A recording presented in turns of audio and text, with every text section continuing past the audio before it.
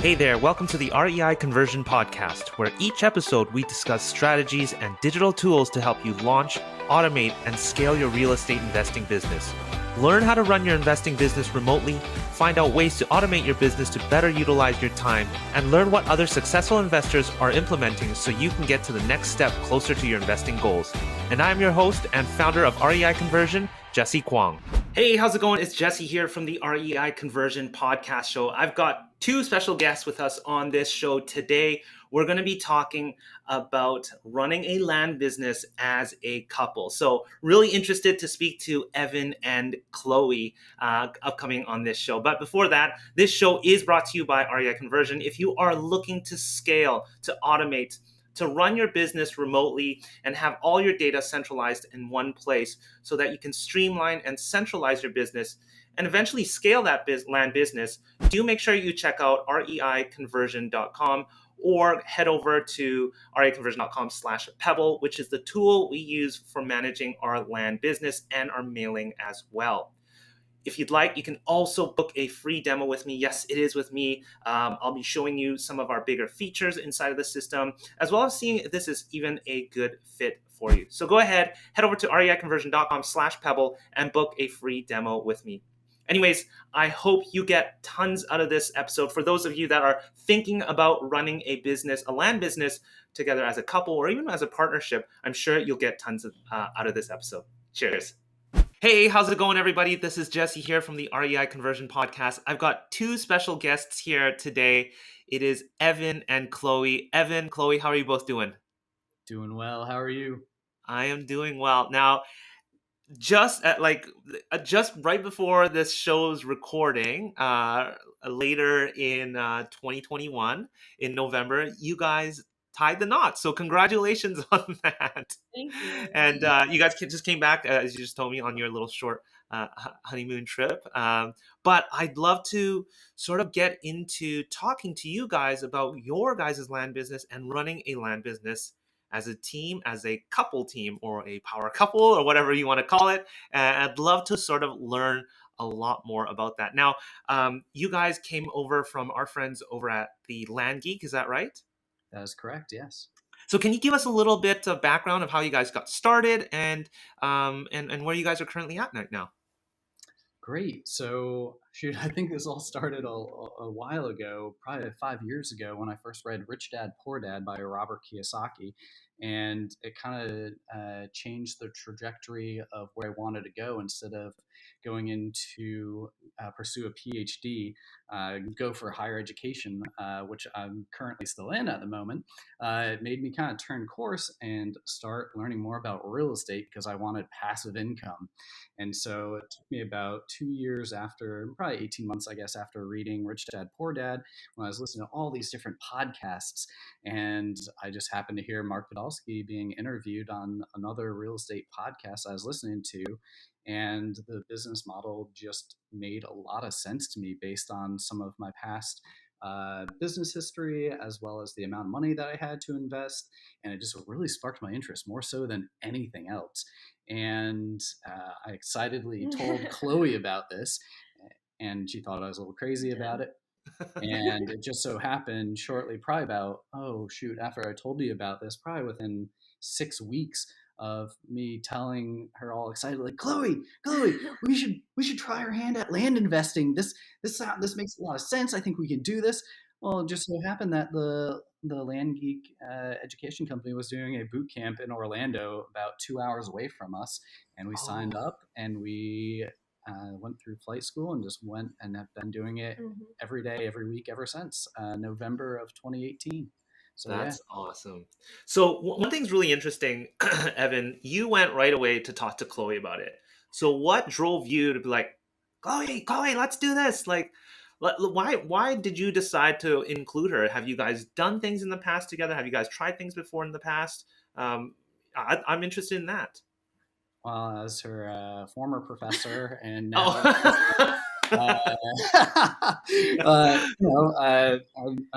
we've both read Rich Dad, Poor Dad, and this was a mutual goal of ours, is to get her out of the corporate world. Yeah, I was pretty fresh out of college and knew that I was in my second corporate job, and I knew that it was not for me. So we were looking for something that we could do together. Got you. So it was already sort of in the back of your heads that maybe you guys would venture on to trying something together. Yeah. Now, um, and Chloe, were you so totally like, yay, let's do it type of thing? Like, what was your sort of, other than thinking it was a little bit crazy that initial time, but what else was flying in your head? I was pretty used to him coming to me with crazy ideas. We kind of Got bounced you. things off of each other to see if they seemed feasible and if it would actually even be something that we were interested in. So I thought it was too good to be true at first. But then I started listening to more podcasts, different podcasts, and found that it really wasn't too good to be true. So Yeah. when we went to boot camp, that really helped solidify that he wasn't crazy. Not too crazy. So Not what was like the mechanics of like that? So you guys went through the boot camp and you guys went on to flight school. Were you guys tackling things together? Were you immediately delegating? I'm sure this was more of an organic process. It's not like, here you go, this is what you're gonna do. You guys probably just figuring out things on the go. Is that right? How was that sort of like?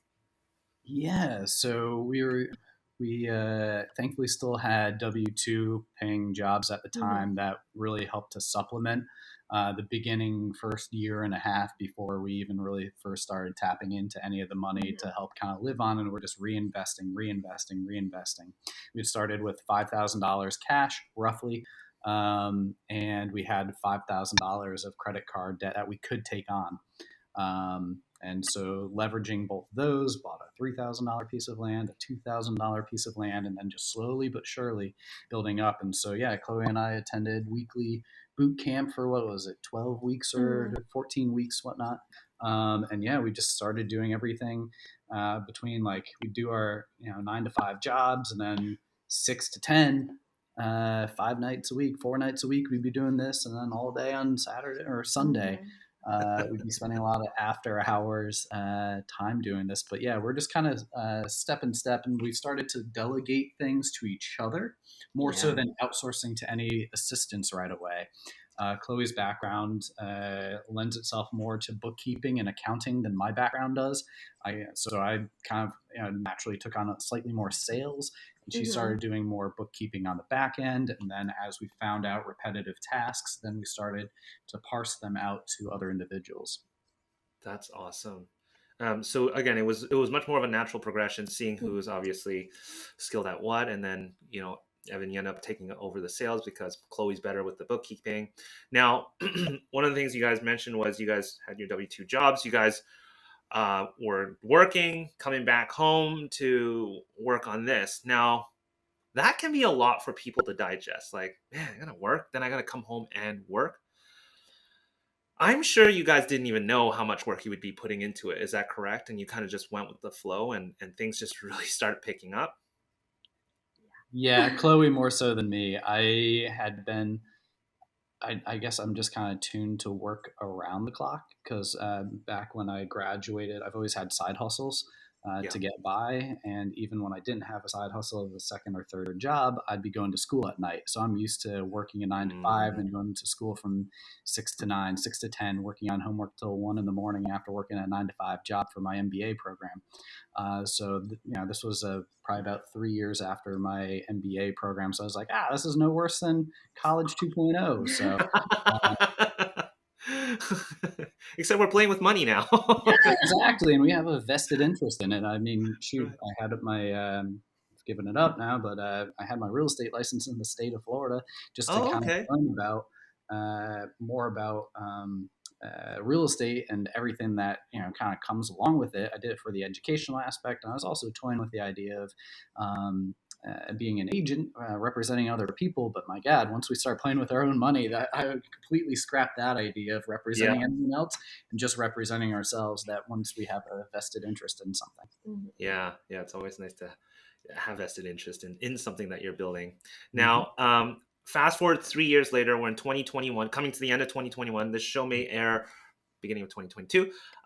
But what does that schedule look like now? You guys probably have this down to a T, I'm assuming. You guys know exactly how things flow. So what is that? Yes, Chloe, you are more involved in bookkeeping. How does that all sort of look like now, and what does your team look like now?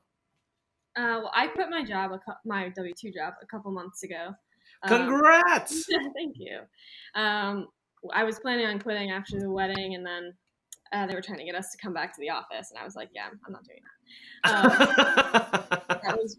It's been really helpful to have me in the business full time, especially with finalizing wedding planning.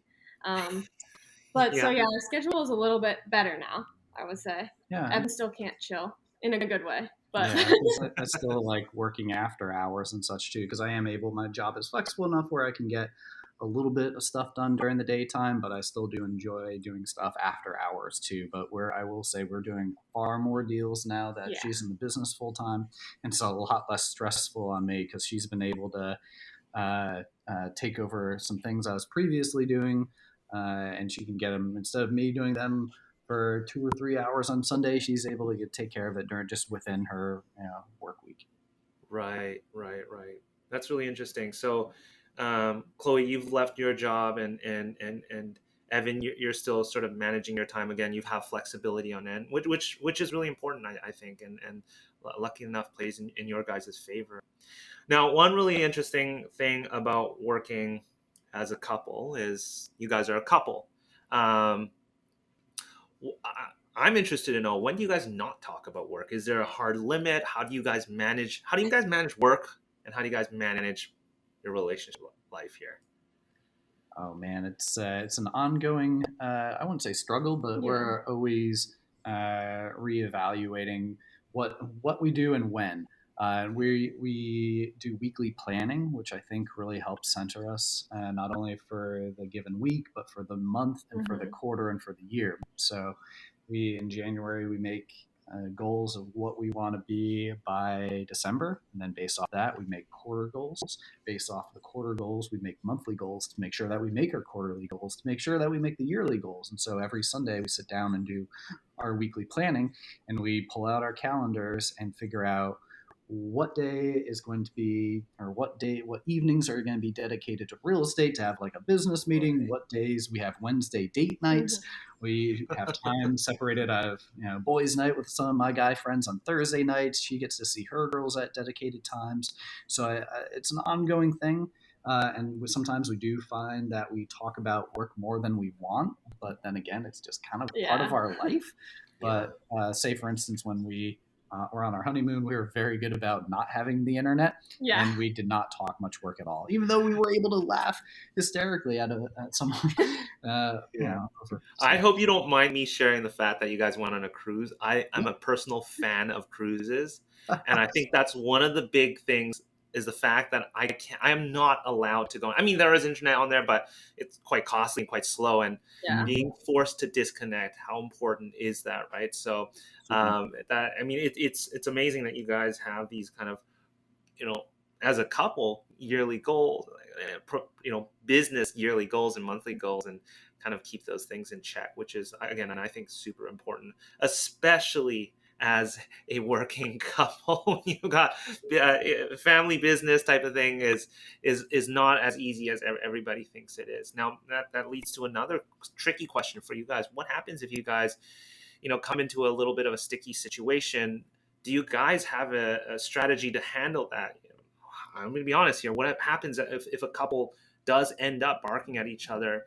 Do you guys put that aside? This is almost sounding like a therapy session here, but and I'm asking this out of interest because I used to run a business with my wife as well in a totally different industry. But there are these times that we kind of came across some sticky moments. You guys probably didn't plan for this, but have you guys come across, and how do you guys typically handle something like that? I think we're really partially lucky. We have a great relationship to begin with. But when we did start the business, we did seek out a couples counselor with the premise of, hey, we started a business together. How can we make sure that we separate our business life from our personal life? And I think while we don't do that anymore, I think it was really helpful for us in the beginning of our business to have a third party really step back and be like, all right, well, Evan, you need to chill sometimes, and Chloe, maybe you shouldn't be lazy sometimes, or something like that. So I think that it was good to have a third party to talk to, and I think now kind of just there's business us and there's not business us, I guess. Right. Yeah, and That is so interesting. they opened my eyes a lot to different communication styles. Chloe and I have sometimes different. I think it all breaks down to communication, and Chloe sometimes might have a different communication style than me sometimes. I told you at the beginning of the show, I'm not here to cause any problems, okay? No, it's not at all. Like she'll just I get frustrated really easily, and he's very calm. Yeah, I'm the calming force. And I'm like, all right, I'm sorry. There's literally nothing I can do right now. Okay. She's like, okay, I understand. She's losing it. Yeah. So That's hilarious. That's hilarious. We get over it by talking and communicating. Yeah, just like any, and this is just like any business partnership or relationship. It's the same thing. Just talk it out. Yeah, absolutely. So let me ask you guys this: what do you guys think are the biggest benefits as working as a couple here? It's fun. Yeah, I think it's fun. Yeah, I'd say time and lifestyle freedom, where we can choose to do what we want, where we want to do it, and how often that we want to do it. So if Chloe needs to sleep in till 8:30 one morning or 9 o'clock, she doesn't have to call in sick to her boss. Yeah, because her boss is up and doing the work already. And how awesome is that to be able to do that together too, right? To be on that same journey together, to be able to live it with someone is awesome. Well, let me turn it the other way. What are some of the bigger challenges as working as a couple? You knew that question was coming, so. Naturally, I think one of the bigger challenges is just stopping, taking time off, and that's why I think we have to be better about maybe not scheduling more cruises, but scheduling more time to disconnect from the internet, because I found how nice it was not to have constant pings and dings and constantly be checking email and taking phone calls. And man, that was really nice. We need to be better. We do have some time blocks in our week where we're dedicated to seeing friends, but I think we need to be better about disconnecting from the internet. And I think we were before the pandemic and quarantine, but then every day was just kind of blending together, and we had no real time off, it felt like. Mm-hmm. So. As a couple, when you didn't know what to do, you guys want to do some land? Oh boy, I get you. And it's good that you guys have your goals and your planning, and I think all of that really becomes a big deal.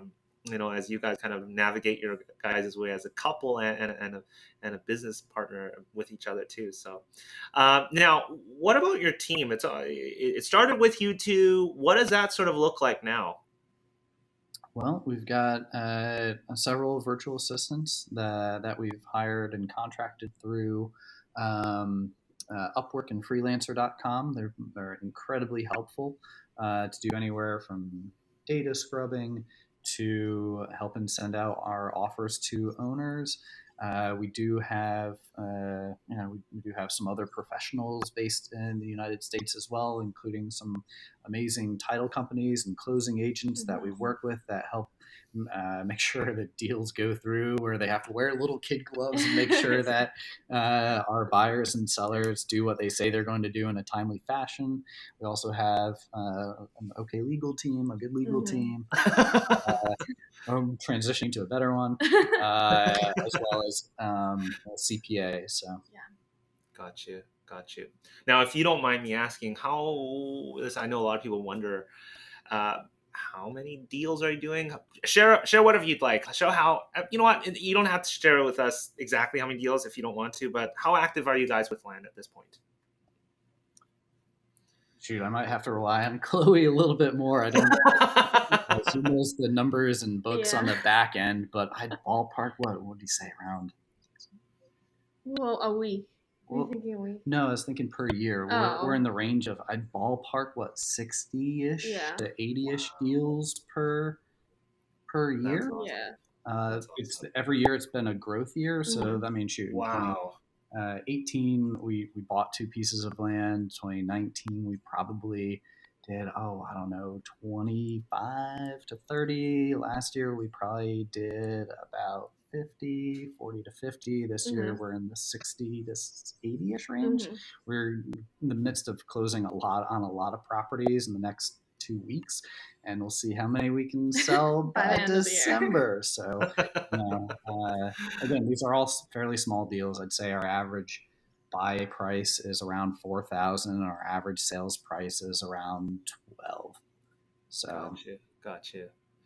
So, Chloe and Evan, as you guys have sort of navigated this as a couple, those that are sort of thinking about maybe running a land business or maybe even a business in general as a couple, what kind of things could you sort of pass along to kind of highlight as they make sure they keep things on track, running a business and as a couple? Any sort of general advice for others that are thinking about trekking this path? I'd say, man, find out where your passions and talents lie and work backwards first, meaning that identify what you want your life to look like and try to work backwards from that, just like what we do for our annual goals. If I'd advise another couple say, all right, what kind of business do you want to be in? What do you want your life to look like? Do you want to be working actively in your restaurant business? Do you want to have a storefront? Do you want to be a real estate investor? Do you enjoy working on houses? And, just based off those questions, then learning about what other people do, because as Tony Robbins and many others say, success leaves clues, and then just try to find and learn from others, because you don't have to reinvent the wheel if other people have done it. Just kind of work backwards, Chloe. What do you think? Yeah, it's easier that way to figure out what you want to be doing on the day-to-day in the business too, because he and I generally do completely different things in the business, which is good, and we both know how to do each other's jobs, but it's just nice to have something different. It's kind of your own. And I think setting out time blocks is also super important, because you can't really have a business together if you're not together, and that's what we've always said. So we always just try to make sure that we spend time together and enjoy each other's company before doing this. Yeah, totally. Now, on a lot of these sort of podcasts, I know we sort of talk about all the great stuff and all the wins that we're making, and a lot of the light never gets shed on certain things that people struggle through, or challenges and whatnot. I like asking a question. What do you think you guys do as business owners that go against a lot of the advice that other people would be preaching about? Is there sort of habits that you guys have? Things that just, I think when a lot of people listen to other people on podcasts, they feel like, I'm flawed at this, or I'm flawed at that. I'll never be able to be there. What would you say, if you're open to sharing something that you guys, again, may do, or one of your bigger downfalls as a couple or a business partner? If you don't have anything, don't worry. I won't put you guys on the spot, but I guess one thing. So I teach entrepreneurship at Eckerd College in St. Petersburg, Florida. I'm adjunct faculty because I've got my MBA, not a PhD, and my full-time job is the sustainability director. And I love entrepreneurship. I read a lot of books related to the mindset, because the class is called Cultivating an Entrepreneurial Mindset. And one thing that, I guess, when you said that, what goes against the grain? Well, one thing that I like teaching my students, and what I've seen often replicated in some of the more successful businesses, including the land business as well, from some of our other colleagues, is to have an attitude of, screw it, let's do it, let's start now, let's start small, let's start today, let's not wait another day. Whereas I have seen other colleagues of mine, friends, family members, spend a long time.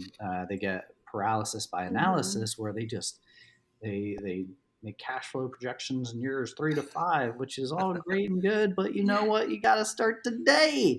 Yeah. So I think what goes against the grain is that I'm a big advocate of start small, start now, and then readjust based on the feedback that you get, and don't be afraid to fail forward, because we've made mistakes in the land business, and you know what? We were still here, but we learn from our mistakes and keep moving on.